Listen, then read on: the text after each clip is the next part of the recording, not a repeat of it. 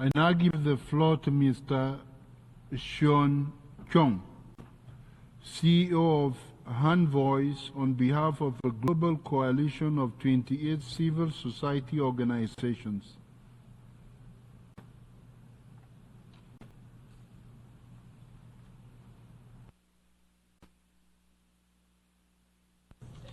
Your Excellency Philemon Yang, President of the General Assembly, Assistant Secretary General Karis, Special Rapporteur Salmon, Excellencies, distinguished delegates. I'm honored to speak on behalf of 36 civil society partners. We represent human rights defenders, North Korean escapees, former political prisoners, and family members of detainees, abductees, and unrepatriated prisoners of war. We are brought together by a single core belief that the future of the Korean Peninsula will be shaped not by weapons, but by people. To that end, we have 5 calls to action for member states. First, we call on member states to create a new body that addresses rights and security together.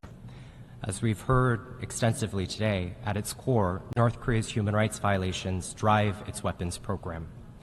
The mass diversion of resources, while 45% of its population remains malnourished, forced labor at home and abroad hidden in our global supply chains, militarization and foreign deployment in Ukraine, weapons development and export, illicit financial activities, transnational repression, and transnational criminal networks. These threats can no longer be addressed in isolation, and for 2 decades, North Korea has ignored every UN mechanism, resolution, and report on its human rights violations and its threat to international peace and security. And today, with the Security Council deadlocked, the General Assembly must act. We therefore call for a strong resolution that mandates the creation of a new independent expert body that collects, analyzes, and reports on how North Korea's human rights violations intersect with weapons development, global business, and supply chains. The body should examine credible reports that North Korea's economic model, including systems of forced labor and slavery at home and abroad, is generating substantial revenue. And it should examine how these proceeds, together with gains from illicit activities such as cryptocurrency theft and other transnational crimes, could be diverted to its military programs. And this body should build on decades of information gathered and reported by the Special Rapporteur, OHCHR, and civil society. Second, we call on member states to stop the forcible repatriation of North Koreans and to reunite separated families. Since 2020, China has forcibly returned more than 600 North Korean escapees back to North Korea. One of those returnees is Ms. Kim Chorok. She spent 25 years living in China, sold to a Chinese husband, and separated from her sister, Ms. Kim Gyuri. Today, Ms. Kim and over 600 others are at risk of torture, including sexual violence, enforced disappearance, forced labor, and even execution, among other forms of ill treatment. The Commission of Inquiry in 2014 warned that officials involved in the forcible repatriation of North Koreans were at risk of criminal liability for abetting crimes against humanity. And so on behalf of every North Korean woman who was sold into forced marriage, trafficked, who endured sexual and gender-based violence in transit, every North Korean escapee sent back and tortured, we call on China and every member state to end the forcible repatriation of North Koreans once and for all. We call on China and every member state to uphold their obligations under the 1951 Refugee Convention, its 1967 Protocol, and the UN Convention Against Torture, and we call on China and every member state to terminate and amend bilateral treaties that enable forcible repatriation. We call on member states to offer protection and asylum to fleeing North Koreans, to provide safe and legal pathways for them to be able to leave, to increase third country resettlement options, and to pressure countries complicit in forced returns to allow for resettlement.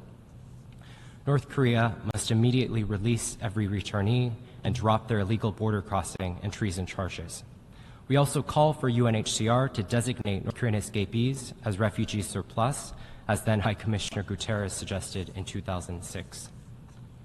North Korean prisoners of war in Ukraine must also be protected against forcible repatriation and allowed to resettle in third countries.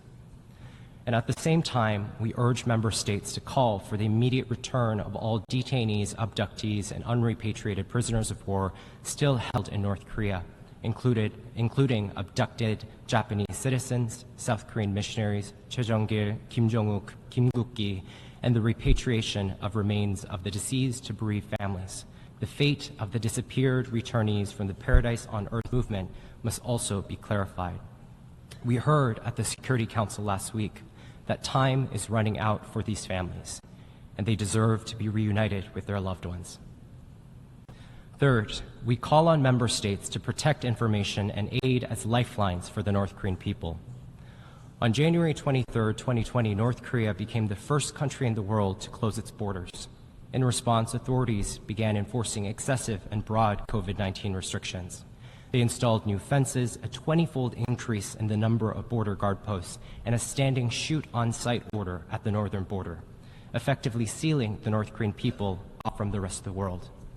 And to date, none of these restrictions have been lifted 5 years after the start of the pandemic.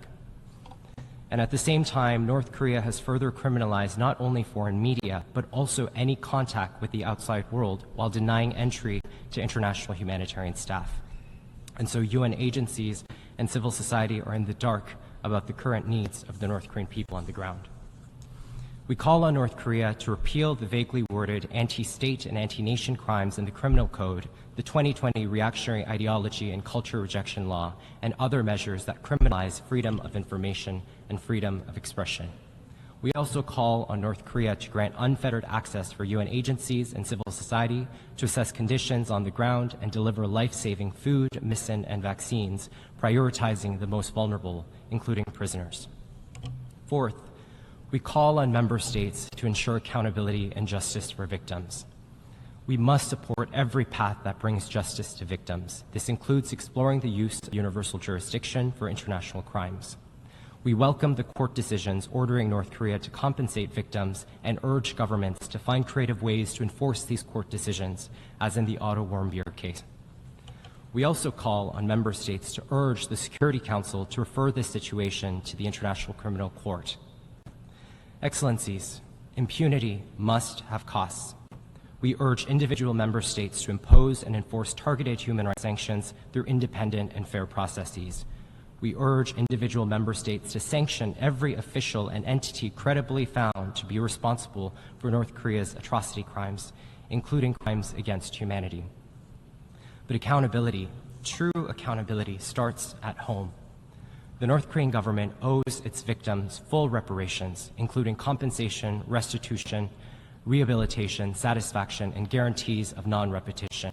And until that day, we urge member states to back survivor-centered, survivor-serving work, including psychosocial care, truth-telling, community reparations, and memorials that keep the record and our resolve alive. And finally, we call on member states to invest in the North Korean people. I mean, we've heard today and for the last couple of years that the human rights situation has grown darker in recent years. But the story of North Korea is not a story of passive suffering or even the story of one man. It is the story of the North Korean people's resilience and resistance. Since the 1990s, ordinary North Koreans, led by North Korean women, have built underground markets and networks to survive, with an entire generation growing up in these markets. They've smuggled information in through memory cards, watching South Korean television shows in secret, and when escape was their only option, they risked everything to leave, and they rebuilt their lives abroad, sending back millions of dollars in remittances, transforming the country from the ground up. Civil society outside the country, our global community, have helped accelerate this change. For decades, we have rescued and resettled tens of thousands of North Koreans. We have pierced the information wall, enabling access to information and technology, documented countless human rights violations, and raised global awareness. And despite the odds, we continue to fight for accountability and justice for victims. But funding is becoming more uncertain, and our efforts are at risk of being scaled back or scrapped just when they're needed most. Excellencies, words are not enough anymore. Member states must commit to sustainable long-term investments in our work so that these networks and the hope and real change they carry will endure and grow. I would like to end with the words of Mr. Ji Sung-ho, a man who dragged himself thousands of miles on makeshift crutches to freedom and was later elected to the South Korean National Assembly. He tells us, "Each time I hear people speak up for us, I know we are not forgotten, and that change is possible." That fragile hope is now with us. North Koreans are already risking everything for freedom. They risk their lives, their families, and their futures to be free from a government that represses and exploits its own people. Their fight for justice, for peace, for security, for their freedom is the same fight that birthed the United Nations 80 years ago and anchors the human rights law that we claim to defend. If we fail to act today, we tell every tyrant that crimes against humanity carry no cost. So we need to act. Because the North Korean people haven't given up, and neither will we, neither should you. Thank you. I thank Mr. Chung.